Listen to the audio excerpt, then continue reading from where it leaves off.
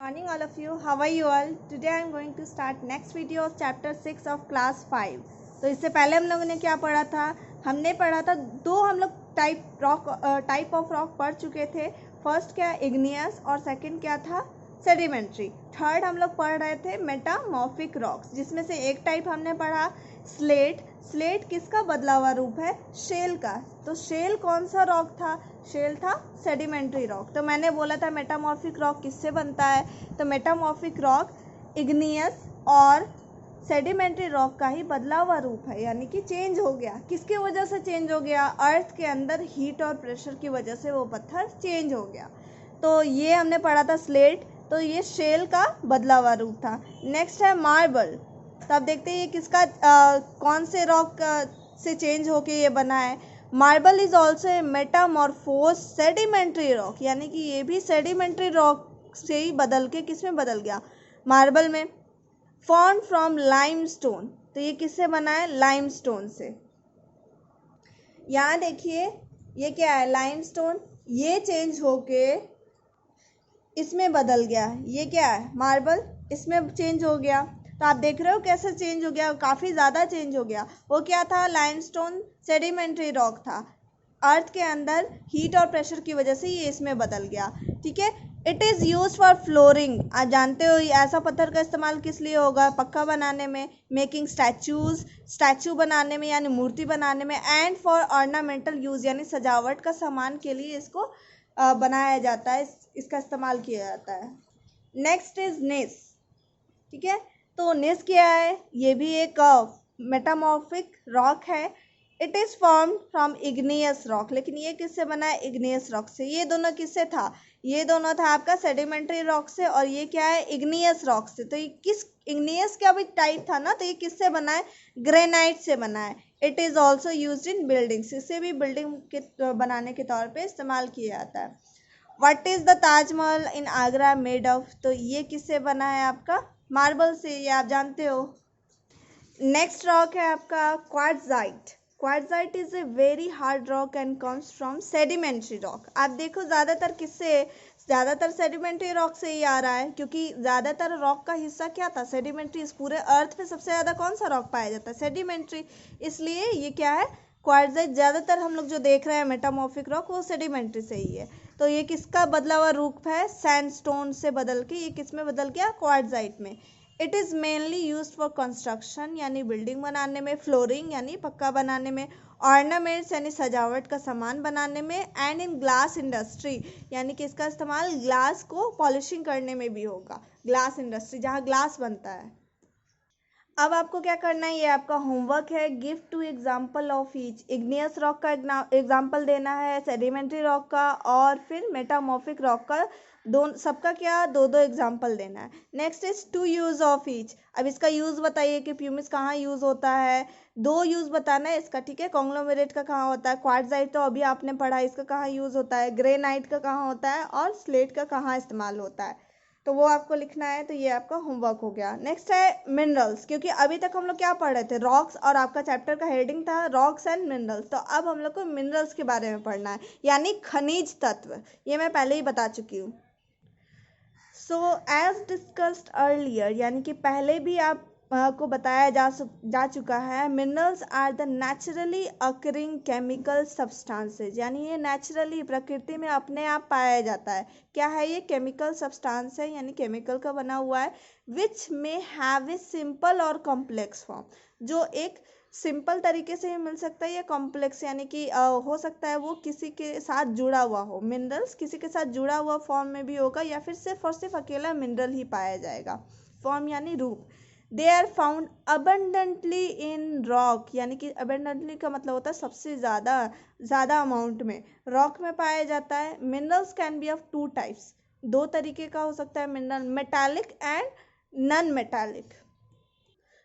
इसका मतलब क्या हुआ? मेटल मतलब होता है धातु, और मेटालिक का मतलब हुआ धातु का. नॉन मेटल का मतलब होता है अधातु, यानी अधातु का बना हुआ. तो मिनरल्स दो टाइप का हो सकता है. तो पहला आप देखते हैं मेटालिक मिनरल्स. तो the minerals from which useful metal can be extracted are called metallic minerals.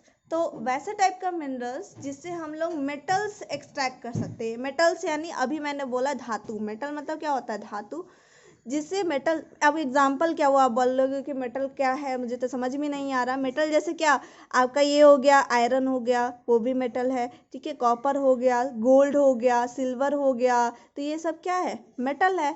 तो ये बोल रहा है कि वैसा मिनरल जिससे हम लोग मेटल निकाल सकते हैं, useful metal can be extracted यानी निकालना, आर कॉल्ड मेटालिक मिनरल्स, जिससे हम लोग को मिल सकता है, क्या मिल सकता है, मेटल्स मिल सकता है, उसे मेटालिक मिनरल्स बोला जाता है। सम एग्जांपल हो गया एल्युमिनियम, एल्युमिनियम का बर्तन भी आपने देखा होगा, एल्युमिनियम का इस्तेमाल और भी सब जगह होता है। आयरन तो बहुत ज़्यादा इस्तेमाल होता है, कॉपर तार बनाने में इस्तेमाल होता है, गोल्ड एंड सिल्वर ज्वेलरी बनाने में इस्तेमाल होता है।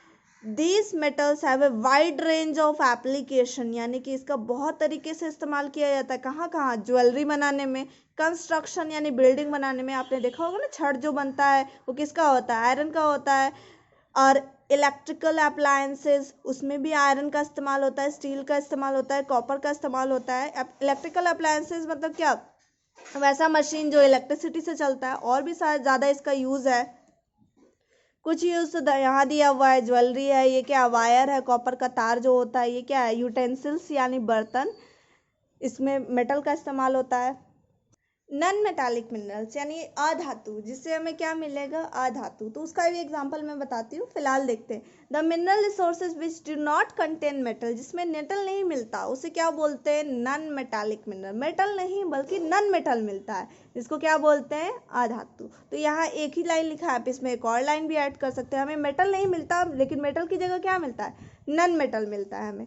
तो नॉन मेटल का एग्जाम्पल क्या है, potassium, phosphorus, limestone, gravel, gravel यानी कंकड़ या पत्थर, तेल, ऑयल हो गया, कोल हो गया, पेट्रोलियम हो गया। ये देखो ये सारा का सारा इंपॉर्टेंट है, ऐसा नहीं है कि सिर्फ मेटल्स ही इंपॉर्टेंट होते हैं, क्या है, नॉन मेटल भी उतना ही इंपॉर्टेंट होता है। ऑयल देखो, कोल है, पेट्रोलियम, ये सब कितना ज़्यादा इंपॉर्टेंट है। पेट्रोलियम से मतलब ये नहीं होता कि पेट्रोल, ठीक है, पेट्रोलियम का बहुत ज़्यादा यूज़ है, पेट्रोलियम से ही डीजल बनता है, पेट्रोलियम से ही पेट्रोल बनता है, पेट्रोलियम से ही केरोसिन ऑयल, ठीक है, केरोसिन तेल बनता है, पेट्रोलियम से पेट्रोलियम जेली बनता है, जैसे वैसलीन हो गया, इसका मेडिसिन बनाने में इस्तेमाल होता है, कॉस्मेटिक यानी कि ब्यूटी प्रोडक्ट्स बनाने में इस्तेमाल होता है, क्रीम ये सब में बनाने में इस्तेमाल होता है।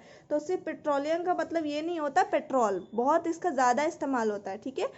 Are some common example of non metallic minerals, यानी कि किसका है, नॉन मेटालिक मिनरल्स का एग्जाम्पल है, यानी अधातु का minerals. They can be use as fuel यानी ईंधन, फ्यूल आप जानते हो, जैसे मैंने बताया पेट्रोलियम से 3 चीज़ मिलता है, 3 चीज़ मतलब फ्यूल के तौर पे 3 चीज़ मिलता है, जैसे क्या, तो डीजल, पेट्रोल और केरोसिन, तो ईंधन हो गया ना।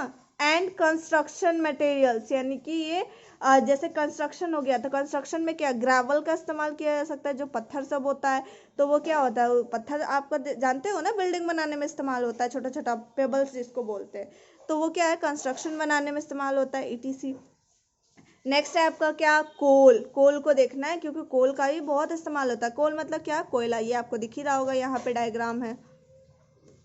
अब आपको देखना है कोल बना कैसे है, तो फर्स्ट आपको यही देखना है, कोल इज फॉर्म यानी कोल बना है, कोल यानी कोयला, रिमेन्स, रिमेन्स मतलब बचा कुचा पार्ट, जो प्लांट और एनिमल जो सड़ जाता है, गल जाता है, उसके बाद जो बचा कुचा पार्ट है उससे ये बनता है। पहले देखते हैं, remains of plants and other vegetation, vegetation देखो अलग चीज होता है, वेजिटेबल नहीं है ये, वेजिटेशन का मतलब होता है प्लांट्स और उसके अलावा जितने भी छोटे बड़े पौधे हैं वो, आप वेजिटेशन ऐसे भी देख सकते हैं, हरियाली भी बोला जाता है इसको।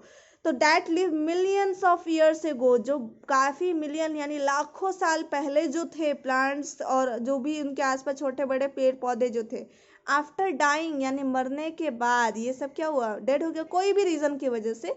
एंड डेंस फॉरेस्ट यानी घना जंगल, गॉट ब्यूरिड, ब्यूरिड मतलब दफन हो जाना या दब जाना, कहाँ, under the marshy region, marshy मतलब दलदली इलाका, मार्शी एरियाज आपको पता होगा, दलदली इलाका, रीजन यानी area. And started to decay, decay मतलब सड़ना गलना, यानी कि काफ़ी लाखों साल पहले जब बहुत सारा पेड़ पौधा कोई भी रीज़न से अगर मर गया हो तो वो क्या होगा, दलदली इलाका में धंस गया, नीचे चला गया, ठीक है, दलदल में तो धंस ही जाता है, तो वो पृथ्वी के अंदर चला गया और वो वहाँ पे डिके होने लगा यानी सड़ने और गलने लगा। With time new vegetation grow on their surface. तो समय के साथ क्या होगा, धीरे धीरे वहां पे भी पेड़ पौधा ऊपर से उगने लगा सरफेस के ऊपर। एंड द प्रोसेस कंटिन्यू, और ये प्रोसेस जारी रहा, यानी कि फिर नया उगा, फिर हो सकता है टाइम चेंज हुआ और फिर वो जो प्लांट और ये एनिमल सब है वो जाके पृथ्वी के अंदर चला गया, दब गया कोई भी रीजन से, लेकिन मिलता तो हमें जमीन के अंदर से ही है। तो हम लोग क्या अंदाजा लगाएंगे कि वो किसी भी रीजन से चला गया होगा अर्थ के अंदर में, है ना। ओवर द ईयर्स, और फिर बहुत साल बीत जाने के बाद, ड्यू टू हीट, गर्मी के वजह से, और एक्सट्रीम प्रेशर, यानी कि बहुत ज़्यादा प्रेशर होने की वजह से। कैसे प्रेशर होगा, आप खुद सोचो कि अगर कितना आप नीचे चले जाओगे, अगर अर्थ के नीचे किसी भी रीजन से दब गए तो आपके ऊपर इतना सारा मिट्टी बालू और उस अर्थ के सरफेस पर और भी बहुत सारा चीज़ होगा, तो उसका प्रेशर तो आप पे पड़ेगा ना। मतलब भले ही वो डेड हो गया हो तो उसके ऊपर तो प्रेशर पड़ रहा है। और पृथ्वी के अंदर क्या होता है, हीट भी बहुत, गर्मी भी बहुत ज़्यादा होता है, तो इसके वजह से क्या होगा, this matter got converted to coal. Matter क्या बोल रहा है, मैटर मतलब कोई भी चीज़ होता है, तो ये मैटर क्या क्या गया पृथ्वी के अंदर, पृथ्वी के अंदर आपका प्लांट्स चला गया, किसी भी रीज़न से वो दब गया अंदर, या फिर एनिमल्स भी दब जाएगा तो वो क्या हो जाएगा, कोयला में बदल गया, कोल में। ठीक है, एनिमल्स कोल में नहीं बदलता, एनिमल्स दूसरा चीज़ में बदल जाता है। वो क्या है, वो पेट्रोलियम में बदल जाता है। और प्लांट किस में बदलता है, कोल में, यानी कोयला में। एंड इट्स वेरियस फॉर्म, और अलग अलग रूप में भी चेंज हो सकता है, कोल और उसका दूसरा रूप में। ठीक है, these huge deposit present all over the earth became coal mines. तो ह्यूज मतलब काफ़ी बड़ा, डिपॉजिट यानी कि जमा होना, तो ये इसका जो जमा होना है बहुत अर्थ के अलग अलग पार्ट में ही है, क्योंकि ऐसा तो नहीं है ना कि किसी एक ही जगह वो दबा होगा।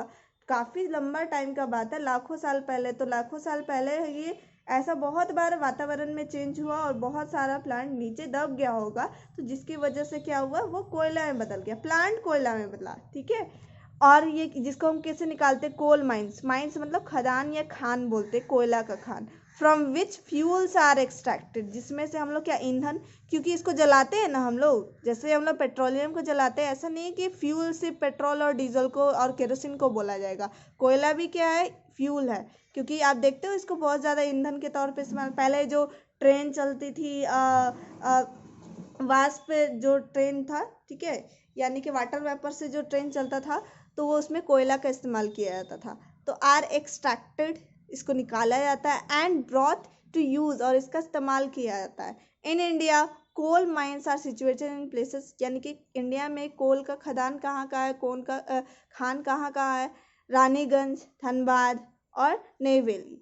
तो ये सब जगह है जहाँ पे इंडिया में कोल का खान है। Next is coal is a fossil fuel. Fossil fuel को क्या बोलते हैं, तो इसको बोलते जीवाश्म। और ईंधन तो जानते हो, फॉसिल का मतलब हुआ जीवाश्म। तो जीवाश्म का मतलब, जीव मतलब क्या होता है, लिविंग ऑर्गेनिज्म, जो पहले कभी जिंदा था वही किस में बदल गया, ईंधन में बदल गया। तो प्लांट जिंदा नहीं है, प्लांट ही तो बदला ना, तो कॉल क्या है, फॉसिल फ्यूल। तो जीवाश्म क्यों बोला जाता है, जीवाश्म का मतलब होता है उसका बचा हुआ पार्ट। ठीक है, यानी पहले वो जिंदा था लेकिन अब वो नहीं है और उसका कुछ पार्ट कुछ और रूप में चेंज हो गया। तो it is used in running steam engine, जैसा कि मैंने बोला भाप से जो गाड़ी चलता है, जैसे ट्रेन हो गया, पहले के ज़माने में चलता था। स्टील इंडस्ट्रीज, इसमें स्टील इंडस्ट्री के तौर पे होता है, ताकि गर्म करने में, पिघलाने के तौर पे इस्तेमाल किया जाता है। कुकिंग फूड, पहले के ज़माने में कोयला पे भी खाना बनता था, आपको पता होगा। एंड मेनी अदर पर्पस, यानी और भी ज़्यादा इसका यूज़ है। तो फिलहाल के लिए इतना ही तक, बाकी का मैं नेक्स्ट वीडियो से ये भी बताऊँगी और ये भी बताऊँगी। ठीक है।